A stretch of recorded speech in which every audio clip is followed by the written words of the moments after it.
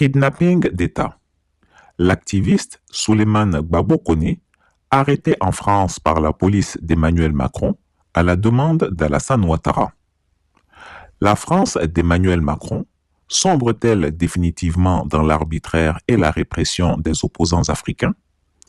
La question se pose après l'enlèvement violent de l'activiste ivoirien Souleymane Gbagbo Koné, pro-Gbagbo notoire et pourfendeur du régime dictatorial d'Alassane Ouattara. Le mercredi 26 février 2025, aux alentours de 21h, l'activiste descendait de son immeuble situé au 33 avenue Émile Zola à Villeneuve-Saint-Georges dans le Val-de-Marne, en compagnie d'un de ses amis, un certain Belem, également activiste. Alors qu'il échangeait ses dernières paroles avec son camarade, une voiture banalisée surgit de nulle part. Une opération de type mafieux se met en place. Des agents encagoulés, lourdement armés, en sortent brusquement et se jettent sur lui. Il tente de résister, une bagarre s'engage. Les coups pleuvent, sa dent est cassée, son corps est roué de coups. L'objectif est clair, lui faire perdre toute capacité de riposte et l'embarquer de force. Mais le destin joue un tour imprévu au ravisseur. Alerté par la scène violente qui se déroule en pleine rue, une patrouille de police française arrive sur les lieux. Les encagoulés, pris de court, tentent de se justifier en exhibant des badges de police. Mais l'échange ne passe pas inaperçu. Il devient clair que cette opération n'a rien de légal ni de conventionnel. Une arrestation sur ordre d'Alassane Ouattara? La France, qui se targue d'être une démocratie respectueuse des droits de l'homme, s'est-elle muée en relais policier des dictatures africaines? Car cet enlèvement brutal ne tombe pas du ciel. Il est la continuité logique des méthodes répressives du tyran Ouattara, qui traque ses opposants partout où ils se trouvent. Comme ce fut le cas avec Steve Biko en Mauritanie, le despote Ouattara agit désormais à l'international pour neutraliser ceux qui dénoncent son régime criminel. Et Emmanuel Macron lui ouvre les portes. L'excuse avancée, une obligation de quitter le territoire français, OQTF, sous prétexte de situation irrégulière. Une farce. Qui ignore que derrière ces motifs administratifs se cachent des décisions purement politiques. En réalité, Souleymane Gbagbo Koné est en danger de mort. Son renvoi en Côte d'Ivoire signerait sa condamnation immédiate, car il est l'un des visages les plus gênants de la résistance en exil. Un premier contact avec son avocat confirme la situation. Preuve de la gravité de cette affaire, l'activiste a reçu la visite de son avocat, Maître Sylvain Senda, figure reconnue de la défense des droits de l'homme et engagé pour la protection des opposants africains. Une photo récente atteste de cette rencontre et témoigne du fait qu'il se porte bien malgré les violences subies. Mais la question demeure, pour combien de temps? Cette arrestation arbitraire ne doit pas être minimisée car elle s'inscrit dans une logique plus large de répression des voix dissidentes sous couvert de décisions administratives. La France, une terre d'asile ou une république bananière au service des dictateurs. Si un opposant peut être enlevé en France par des hommes de main étrangers, alors plus personne n'est en sécurité. Aujourd'hui, c'est Souleymane Koné Gbagbo. Demain, qui? Les journalistes? Les lanceurs d'alerte? Les citoyens lambda? Emmanuel Macron et son appareil répressif ont-ils décidé de transformer la France en terrain de chasse pour les dictateurs africains? Comment expliquer qu'un pays qui se réclame des Lumières et de la Déclaration des droits de l'homme permette de telles pratiques? Les méthodes utilisées rappellent les rafles d'un autre temps, les persécutions des régimes autoritaires, où les voix dissidentes sont réduites au silence par la force. La France n'est plus un sanctuaire pour les combattants de la liberté. Elle est devenue le bras armé des régimes dictatoriaux africains. Cette arrestation politique n'est que le début d'une répression généralisée. La diaspora africaine doit se lever contre cette dérive gravissime. Car si la France de Macron devient une république bananière, où les dictateurs africains dictent leurs lois, alors plus personne n'est en sécurité. Affaire à suivre. Frères et sœurs de la diaspora, je fais cette communication pour vous donner la situation de M. Souleymane Koné, qui est retenu en zone de rétention de Vincennes. Alors, il est reproché à celui-ci d'être en situation irrégulière sur le territoire français.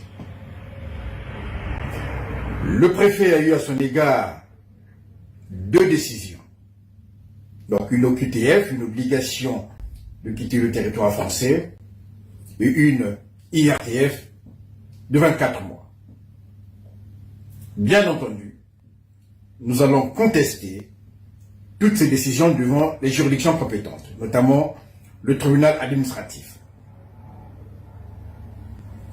Nous n'avons pas encore la procédure pour voir quel sera effectivement l'axe de défense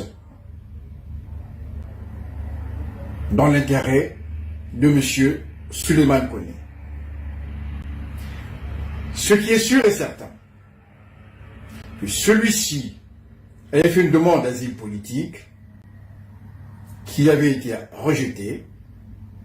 Il est passé devant la CNDA, la Cour nationale de droit d'asile. Et là aussi, il n'a pas eu gain de cause. Il a fait une demande de réexamen de son dossier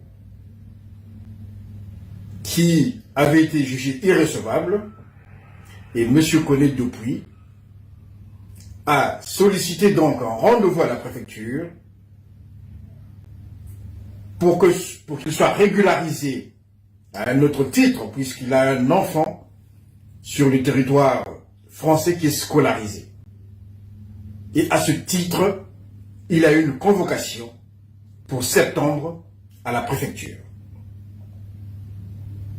Alors, je n'ai pas encore eu l'intégralité de la procédure. J'en ai fait la demande à l'instant devant le greffe du juge des libertés et de la détention du tribunal judiciaire de Paris. Et j'attends que cette procédure me soit adressée par mail.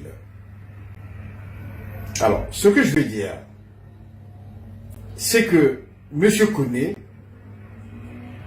ne trouble pas l'ordre public.